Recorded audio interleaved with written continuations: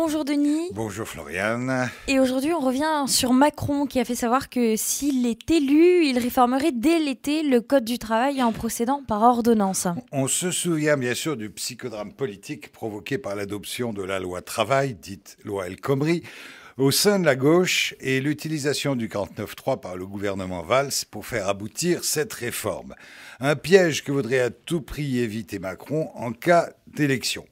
Benoît Hamon et cette bonne guerre n'a pas manqué de tacler Macron en déclarant qu'une telle démarche provoquerait immédiatement une crise sociale.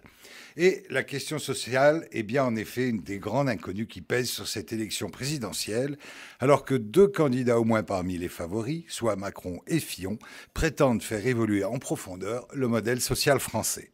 Alors Denis, la grande interrogation, c'est de savoir si les Français sont vraiment prêts à faire face à cette mutation. Les Français, globalement, les sondages le prouvent, restent très attachés à leur modèle social et ont du mal à comprendre les enjeux des mutations sociales en cours. En France, cette problématique est d'autant plus complexe que les partenaires sociaux fonctionnent sur une culture du conflit. Ainsi, dès la victoire de Fillon aux primaires de la droite, la CGT et FO, mais aussi la CFDT, ont fait savoir qu'ils s'opposeraient par tous les moyens au projet de Fillon de réduire de 500 000 le nombre des fonctionnaires. En cas de victoire, la droite peut s'attendre, dès le mois de juin, à une situation sociale très tendue. Mais le positionnement social de Macron est également dans le viseur des syndicats.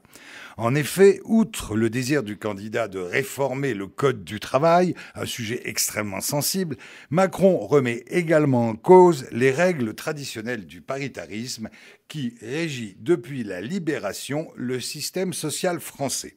Il veut en clair recentraliser dans les mains de l'État le fonctionnement de l'assurance chômage, des retraites et de la formation et renvoyer au niveau des entreprises les négociations sociales, notamment sur le temps de travail. Autant de sujets potentiellement conflictuels, c'est le moins qu'on puisse dire. Effectivement, et les syndicats globalement restent très attachés à la politique conventionnelle et à la gestion paritaire des régimes de protection sociale.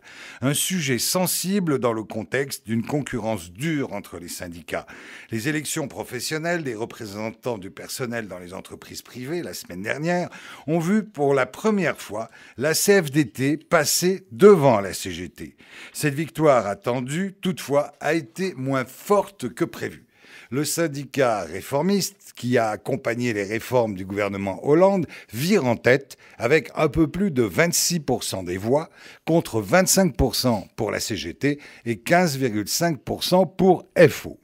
La radicalité sociale reste forte en France et Macron, qui doit assumer une double identité à la fois libérale et de gauche, risque très vite, s'il est élu, d'être piégé par cette contradiction.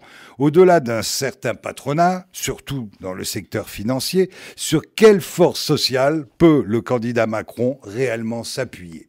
Merci Denis pour ces éclairages, à la semaine prochaine. À la semaine prochaine.